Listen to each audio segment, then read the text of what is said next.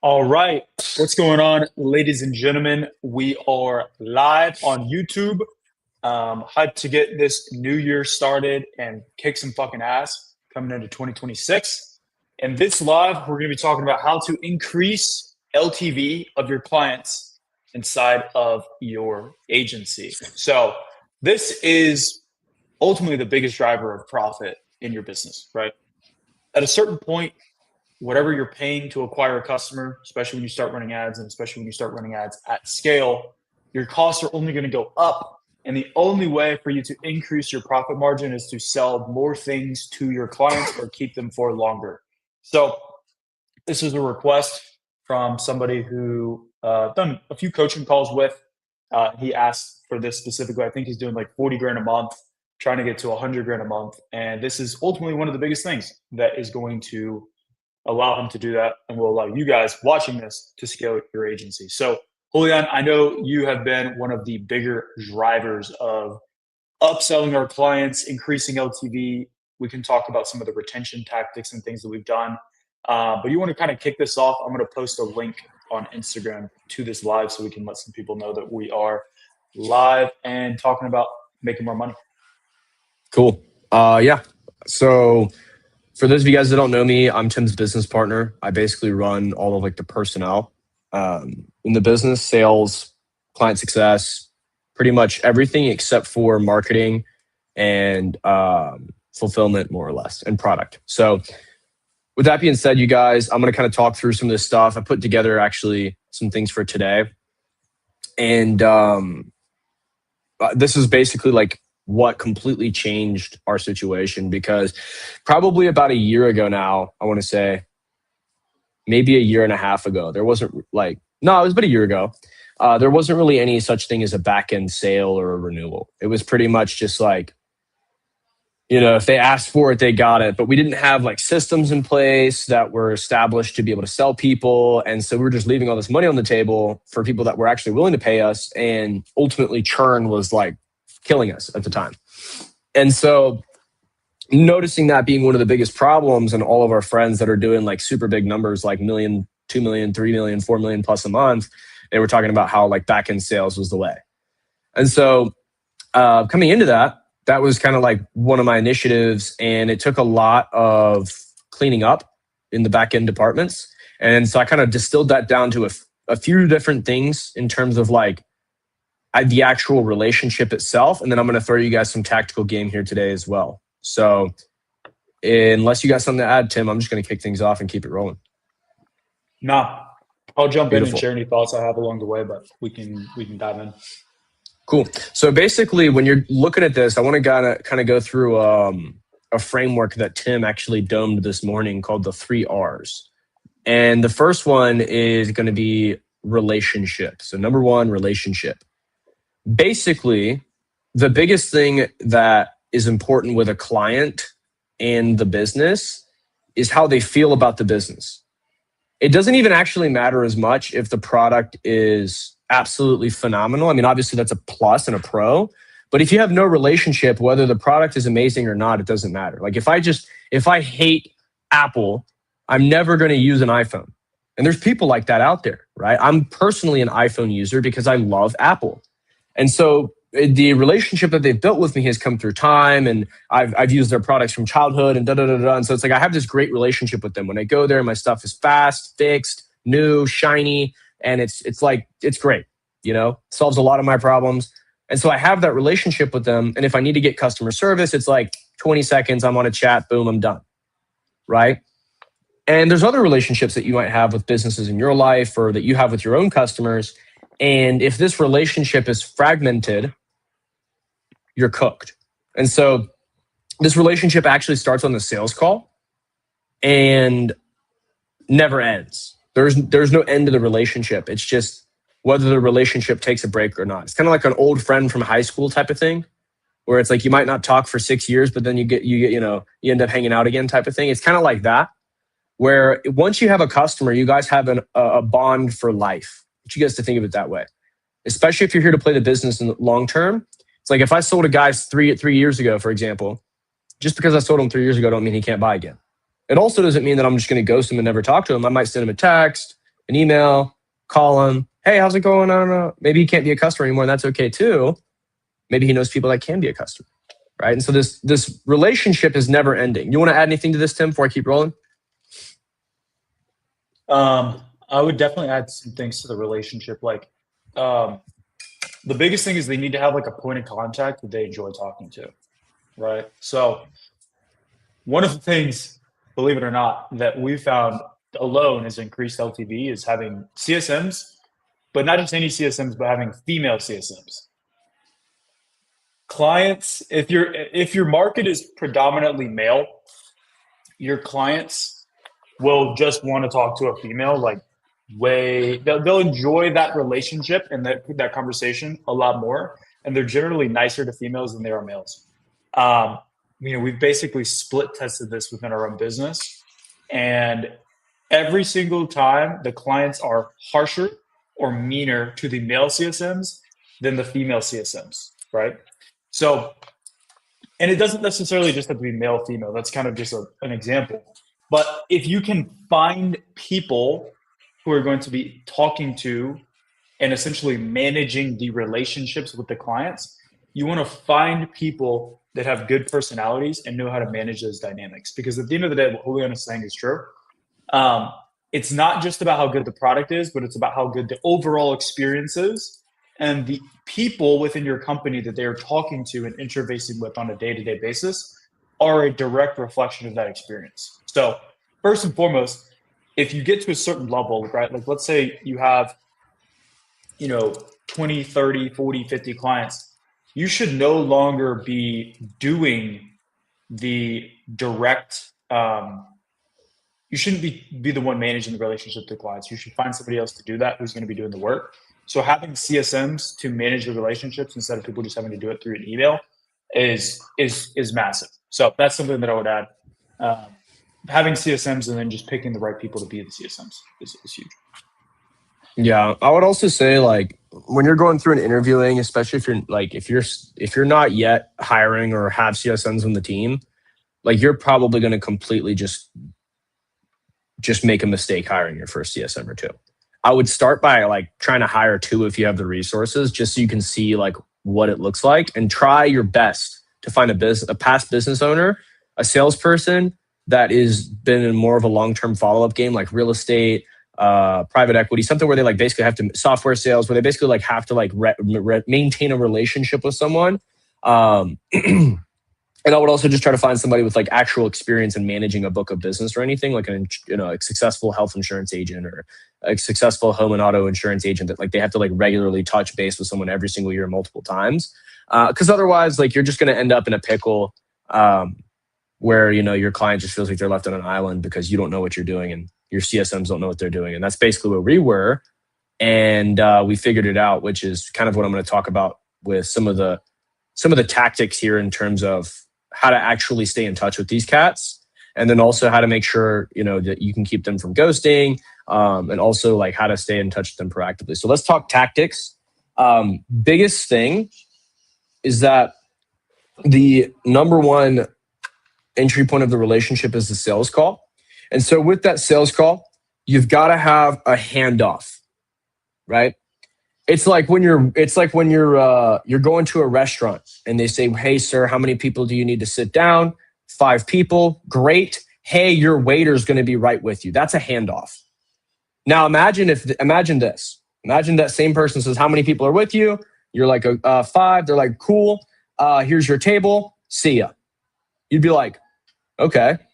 Well, what happens next?" Right? And it's like, that's so stupid because it's such a norm that we expect a waiter to come to the table. But like, what if you didn't? What if you'd never been to a restaurant? And then what if the waiter never came? It's like, that's how a lot of customers feel in high ticket sales. If you're doing, selling AI agency fulfillment products, so they just think that they jumped on with someone who told them about this AI product that was going to solve world peace. And then they don't really know what happens next. And so we have to set that expectation. And then when we get to them on the client success side, we have to make sure that they have all of the resources available. Whether you're using the same stack that we use, like Slack or School or whatever you use to manage your client portfolio, there has to be an established connection there, because to the client, if they never see it, it never happened.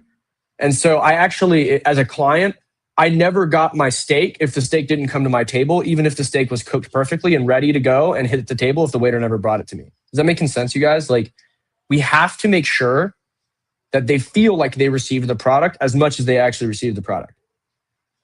It is less so about all of the little knickknacks and things than it is about their feeling, which sounds like it's, like, oh, it's a business. Why would feelings matter? Like, it should be all logical. No, I'm telling you, buyers are not logical.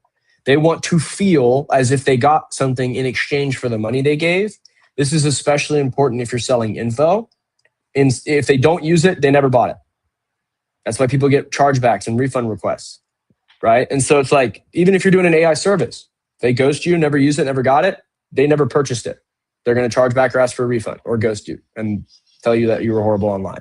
This is where you see bad reviews come from and everything, and it starts compounding. That's how you can kind of avoid that.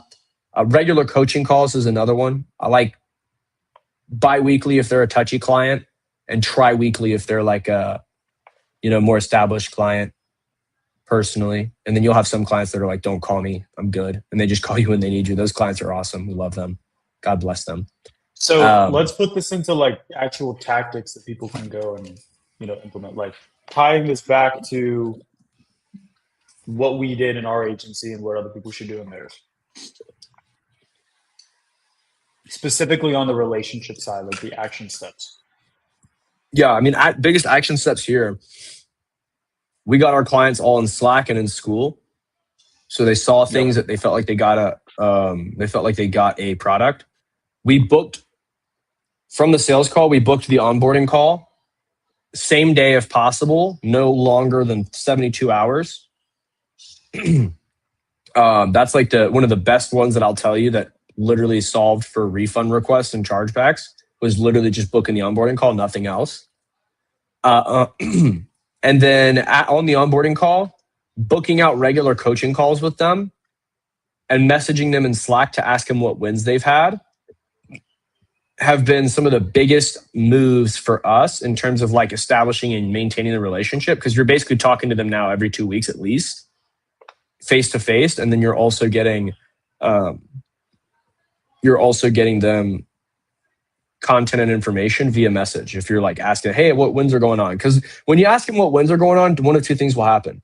Hey, I got a win. This is what happened. Or this is a cesspool. I don't know what I got. What am I spending money? Whatever, right? And then it's like, okay, cool. Well, let me help you with that. And then you solve the problem anyways because you asked them about wins. And then it's also still on a positive note. And then you can go back to asking them for wins, which is all back to positive notes anyway. So it's like we can keep and maintain the relationship positively by doing that, but also solve problems when they're coming up proactively. Lastly, yeah, that's good, and that's all specific on the relationship side, obviously. Yeah, of course. There's definitely more to come. Biggest thing: do not disappear on the client or not have something on calendar. This is something that even pros do. I got a buddy of mine does like $300-400K a month, and didn't get a call back on calendar with me being the client, and then we didn't talk for like a month. Now, luckily, I didn't charge back because I'm not a POS, but like if I was a wacko, yeah, that could have been a problem for him, right? And so it's like even experienced people do it, so you have to stay on top of this. If they disappear, we had a closer one time that used to call it going crazy ex-baby mama on them.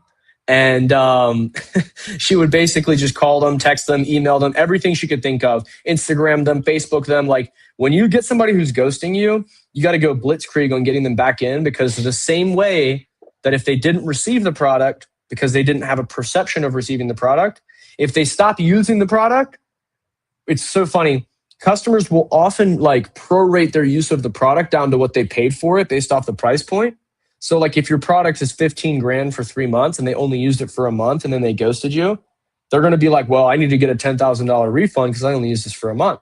And so it's like, you have to be like just all over them. Like, hey, where are you at? What's this going on? Did you give up on your goals? Text, email. I heard there's a guy out there that does a few $100,000 a month, and he'll actually comment on people's Instagram posts and go and comment on them and be like, hey man, glad you're okay. Thought you got kidnapped or something like that.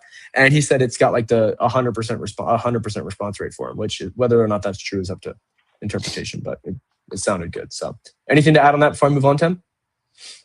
Yeah, I mean, I think the biggest thing we're like really the way that you want to think through this is like I saw there's a guy who talks a lot about agency stuff on YouTube, and he basically made this was I think for him he made it more so like for acquiring customers, and he basically kind of described it as it's like a pipeline.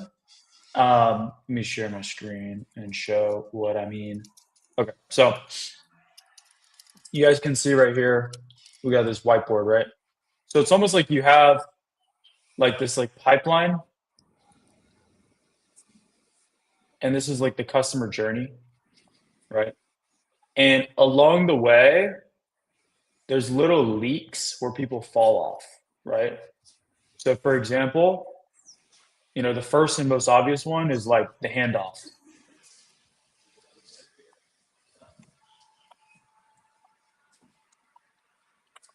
So if you don't do the handoff properly, you're going to lose people. You're going to have water leaking out of the bucket, right? Boom. Then you're going to have the onboarding call. If you don't do an onboarding call, you're going to have people leaking out of the bucket. So the onboarding call is basically kind of like patching that up. And then as you kind of go throughout, like people just start to naturally like fall off, right? This is what you see is like, you have people that are like very serious about their goals and they're about their shit, and they usually don't fall off as often, but along the way you might have people fall off here. Let's say this is like a weekend, and then you'll have people that fall off here and fall off here. Like there's just leakage all along the way. And so what you're looking for is like, how can you analyze where people are falling off? And the first thing we're talking about is just revenue retention, making sure people actually complete their payment plan and get a result. And then we'll talk about upselling and increasing the LTV. But like you're just going to have people that will naturally fall off along these different points. So you want to have patches here, right? So for example, what we're talking about, if you have a CSM, you're patching a lot of this revenue leakage that would otherwise occur, right? If you have an onboarding call, you're patching revenue leakage that would otherwise occur. And so that's kind of what I want you guys to visualize as we're going through this is like, when we're talking about reaching out to people and getting them back on, you're patching people falling off, not completing their existing program with you, and then also potentially charging back and not even being a candidate for an upsell, right? If someone never uses your product, ghosts you, and you never hear from them again, you're obviously not going to sell them more things. So we're just basically trying to make sure that people actually go through the system, and then we're going to also talk about how you make the system better to get them more results. So that was something I wanted to add real quick. Yeah, it's super fire. I've actually been thinking about it. We should probably make like individual videos on this. I doubt they would get as many views as some of the cooler stuff like client acquisition, but there's really no content out there on this that I've been able to find myself. I've had to learn this through either trial and error or like connections that I have. So yeah, I love that little visual you shared there, Tim. That was awesome. Let's jump into number 2, which I think is ROI. The offer that you have, it should pay for itself in one way or another, right? And so what I'm saying here on that is like, we've got to be able to measure the actual return that they have, because like, if someone were to buy, let's say I'm selling, AI fitness coaching, and they get an AI fitness coach, for example, that coaches them through how to lose weight and eat and this, that, and the third. But if there's no actual measurable of them and getting a result, like just losing weight is not enough. It's not measurable. And so therefore their investment with you is on borrowed time to end up in either them quitting the program or just not renewing because they don't actually see any transformation. And so it has to be think of it like a foot race. It has to be a clear measurable of like, I'm starting here and I'm getting to this part of the finish line where the race is over, and progress is where you want to encourage them. And even if they don't finish the race or get the final outcome, as long as they're making progress to it, most people are actually okay with that. If I don't solve for world peace, but like there's, less going on in the world in terms of conflicts because I bought your product, I'm a happy customer.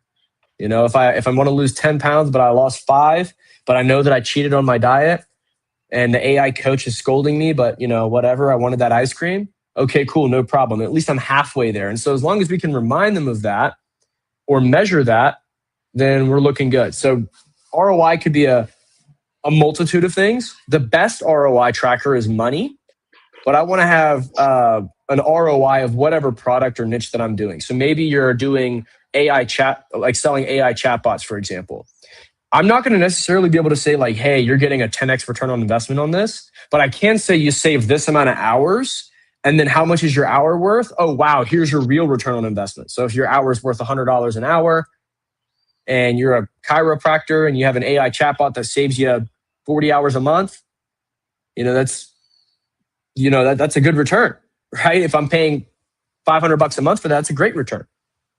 So you have to look at how you can quantify their ROI. It could be, getting their cost per book call down. If you're doing like a marketing offer, if you're doing a sales offer, it could be a cash collected amount against what they used to have. There has to be a comparison of where they were and where they're going, almost like a before and after, with a clear metric to indicate whether or not they're seeing success or progress with your product.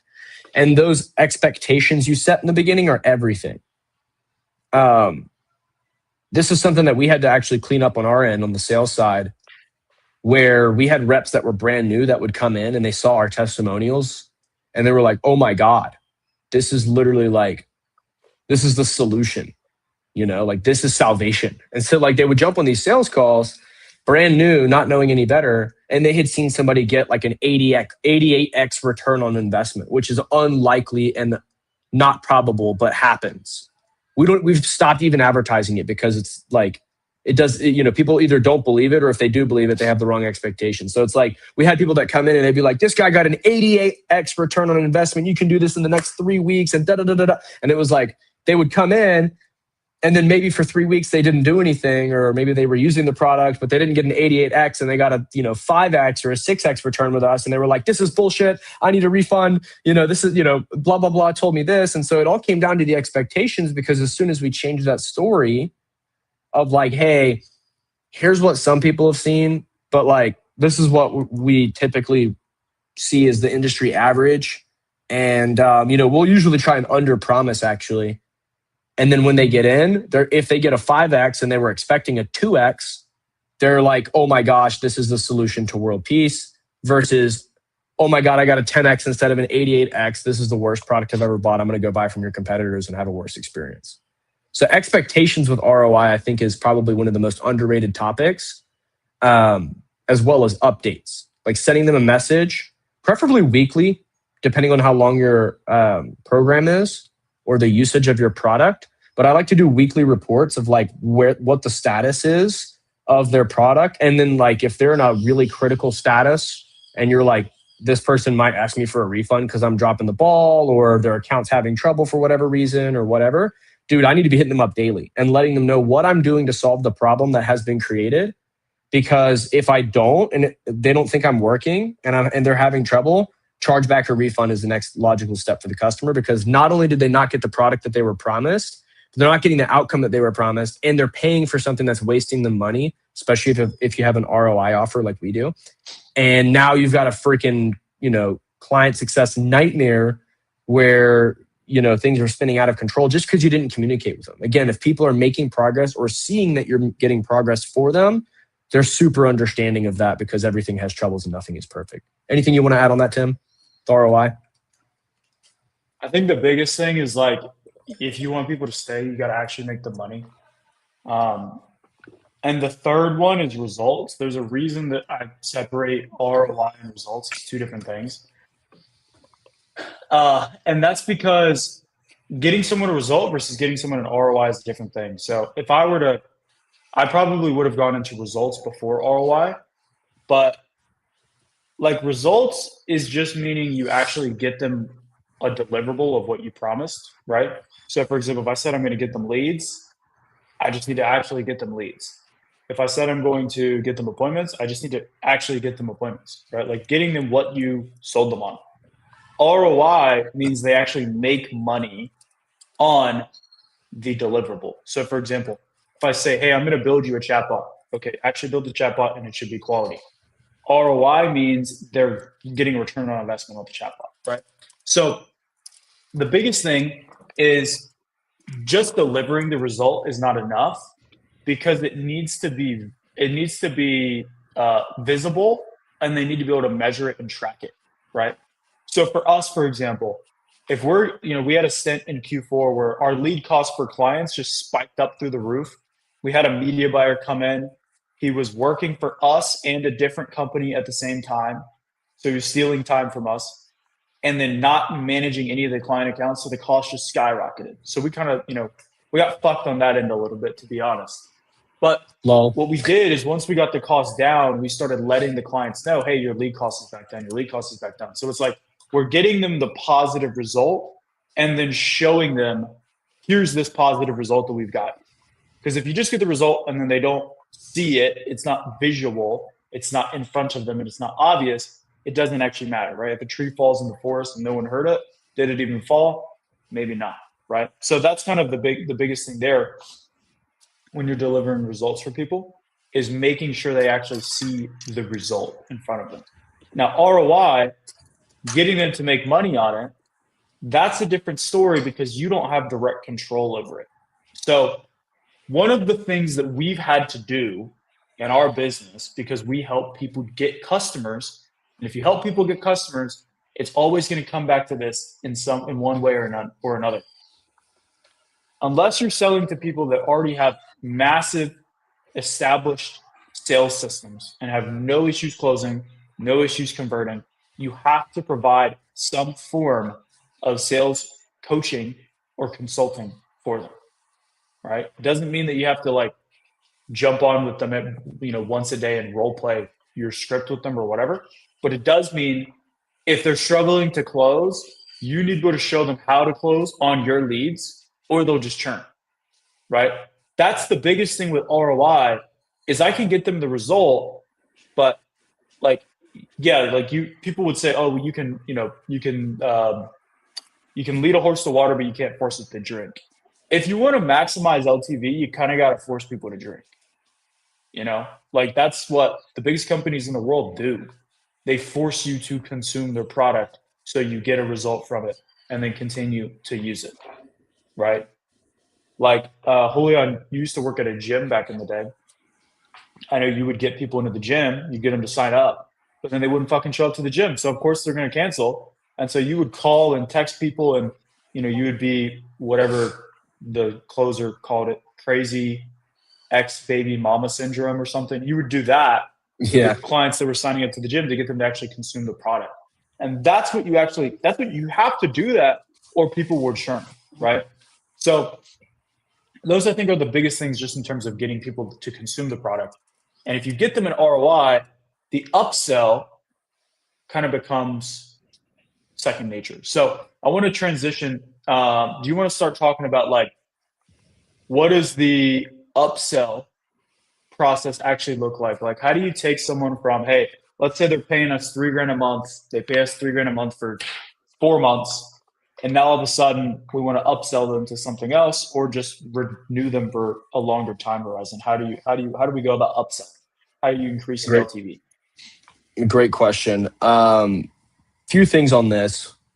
I'm going to kind of rapid fire. We can go deep on any topic. Biggest thing that it all comes down to is expectations in the sales call. So it starts in the beginning of the conversation, and then the consistent and repeatable narrative throughout the relationship. So what was happening with us at first, this was actually killing our back end sales, and you guys are probably going to laugh because it sounds so stupid. But our salespeople would tell them that after they purchased from us, if they wanted to keep working with us, it ranged anywhere from $2,000 to $10,000 per month. And I'm sure you can imagine people who are not totally interested in that because $10,000 a month is more than the base product, which is pretty expensive already. So what we did was we were like, you know what, let's test a lower price and then just quote that every time on the call and then just see how that goes. And so then people were fine. We just gave them the price and told them hey, here's what you pay after the original setup. And it just automatically renews unless you decide to cancel it. And you can cancel anytime before the bill comes out and you're good to go. Then in the contract, it's reinforced again. Hey, It's automatically renewable after this time.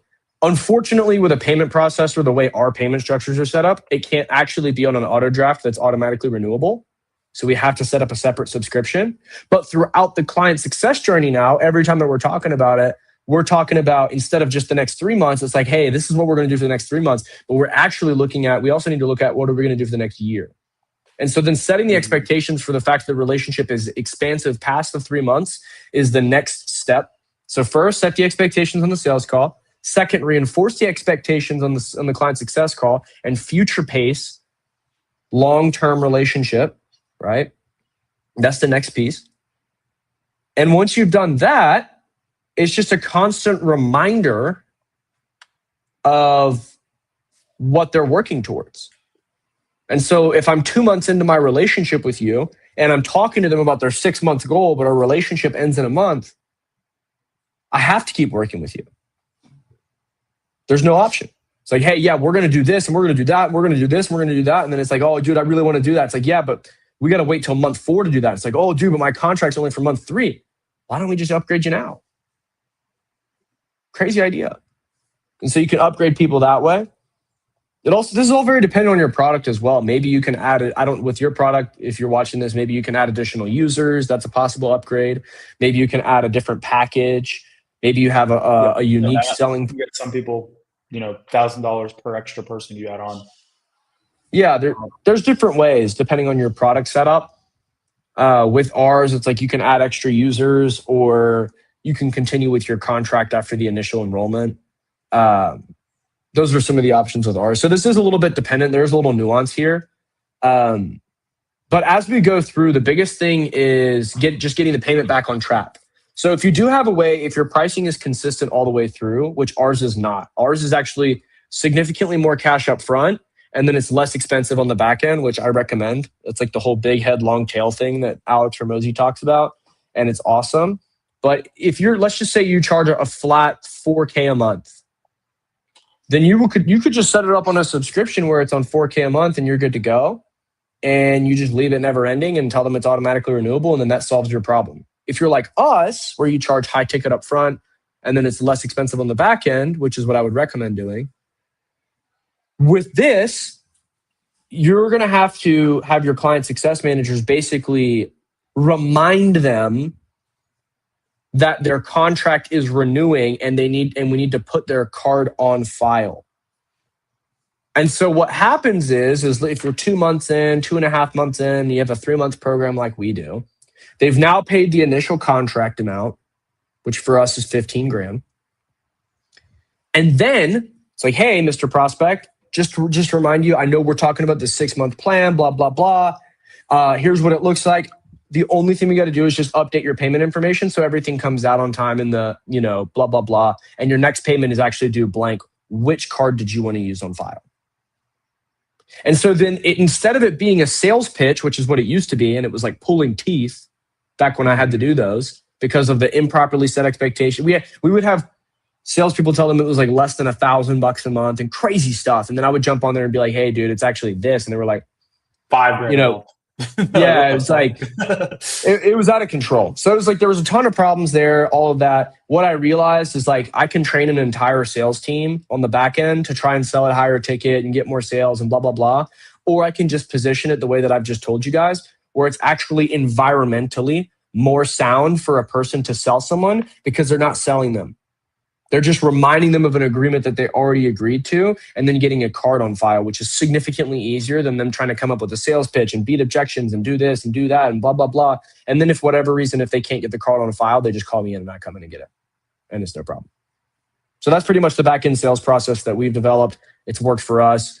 And now we have significantly more clients renewing, and we're working on getting a report for exact numbers for you guys. But yeah, that's pretty much everything I got for you guys on that. I don't know if you want to touch on anything else, Timbo, but that's pretty much what I got for you. No, I mean, we could probably make a whole report just on all of the little things that you can do that boost LTV that we found. Like, for example, I know some people include their go ahead level SaaS as part of service. I think that's retarded. We charge separate, and it's an additional 10 to 20 grand a month in profit for us. every single month, like that's just, why would you not do that? No one cares. It's $97 a month. You just increase the LTV of each customer. Because if they stop working with you on the agency, they're still using the Go High Level. So those are, like little things like that, setting the expectations on the front end. Auto renewable contracts is huge. Mm-hmm. Charging more upfront and then having a lower price on the back end, because then there's loss aversion, right? Like, for example, let's say I pay somebody, I don't know. Let's say I'm hiring a personal trainer and I go and I pay them 10 grand up front to do all my blood work, set up everything. They basically build this whole custom plan, and then it's like $99 a month here on after to just keep it. Obviously, I'm going to pay the 99 every single month because I don't want to lose access. Or perfect example, Aura Ring right here, which tracks my sleep. I paid, this was like $400, and then it's $8 a month every month. But if I don't pay the $8, this is basically unusable. So I'm paying them $8 a month every single month for the rest of my life. You see what I'm saying? So it's like things like that increase your retention, increase your LTV. Having good client success managers, huge. Getting people an ROI is obviously the biggest thing. But yeah, we could put together, probably a whole report and throw it into the preschool community if that would be viable. And there's Yeah, so many definitely let things us that we know. just kind of picked up along the way. So yeah, I think those are really the main things. Relationship, building relationships, setting the proper expectation, getting them the actual result, making it visible, and then forcing the horse to drink the water so they get an ROI, and giving them everything they need. Like if they have the wrong mindset, film a video explaining the mindset they need to have, throw it inside of your course, make everyone watch it. Boom, easy. Like we have people that, we got to set up a CRM for them. They could never figure out how to do it. So we literally hired somebody who, is a VA, not a significant cost to do this. And they just jump on a Zoom call, jump on screen share, and set up everything for them. Solve that problem. But if we didn't solve that problem, we'd have way more leakage. So it's really like, look at your business as a pipeline. Where's the leakage? Patch the leakage. That's really what it all comes down to. And then, we would lose tons of revenue on the renewal call. So we just said, instead of the renewal call, it's just going to be confirming card on file, continue for 6 more months. And there's things that we're going to continue to do to make our LTV even higher. Yeah, I would say there's also something I would add there, Tim, about re-renewals. So there's the renewal and then there's re-renewals. So the contract should say that it's automatically renewable. You should also make the agreements, though, for a set amount of time. What I found is that people hate monthly subscriptions that are open-ended and expensive. So if I say, hey, let's say that I'm a Mercedes dealership and I just sold Tim a $80,000 Mercedes. And I'm like, cool, do you want to sign up for our $500 a month preservation package that does all of these things so you don't have to think about it? We'll literally come pick your car up for you, whatever. So you can take care of it, keep it looking like new, whatever, right? And he says yes. It's like, okay, cool, that's for a year. And then it just automatically renews if you decide not to cancel it. Right? It's like, that makes sense. Because now I've got a year and I'm good either way. But a lot of the times this is just a mental thing. I don't know why people are like this. I really can't, I don't have any explanation for it. But like, it's almost like people have commitment issues when you tell them that it's month to month. Oh, for sure. Because they feel like it never ends. They're like I literally asked a lady one time, I remember I was doing a customer callback. And this is another thing. You guys should always survey your customers and like call them up and ask them. Because like this was the only reason I figured this out was because I was like trying to sell a product for $1,000 a month back in the day when we were, brokies. And I was like, dude, why does nobody want to buy this? There's literally no commitment. And then what I realized after going and calling, I went back and called like 20 some people. And I was like, hey, just real talk. Can you just tell me, like, would you rather pay more for 3 months and not have to pay a monthly subscription? Or would you rather pay a monthly subscription and pay less? And literally every single person, every single one, told me they would rather pay more for 3 months. Every single one. I was like, why? And they couldn't even tell me. They were like, I don't know. I mean, I don't want to have to pay you guys forever. I was like, well, what if we continue to work together after the 90 days? And like, I'd love to have that option. But that was what it was, I guess, the option to have it. And so it's like, if I can tell you guys anything about these renewals, it's making sure that they have the option to feel like, okay, cool, I'm in a 3 or 6 or 12-month agreement or whatever, but it's finite.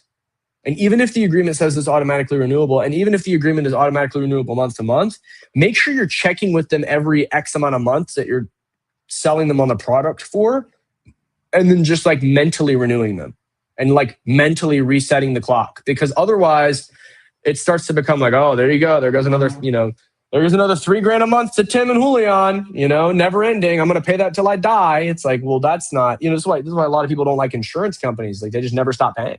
It's like, you don't get anything half the time. So anyways, I thought that was worth noting. I forgot to add that in there. No, I think that's huge. Awesome. Well, hell yeah. I think we can probably wrap it up. I don't want to just keep on here. I mean, I think those are the main things to touch on. If you guys want access to all of the resources that we put together for growing your AI agency, I included a link in the comments down below to jump in. I'm going to go grab some food, work on some YouTube videos for you guys. And I'm interviewing some new editors and thumbnail designers. I want to up it to 2 videos per week on my personal channel. So putting out a ton of new content for you guys. Still working on that multi-hour AI agency course. I'm actually working with a guy right now who I'm helping him build his AI agency from zero. And then we're documenting the entire process. And that's going to be part of the video, like showing you guys how to do each thing as he is doing it. So that's what we got in the works. Exciting stuff coming. Jump into the free school community to be a part of everything right as it's coming out. And I will talk to you guys soon. Peace. See y'all.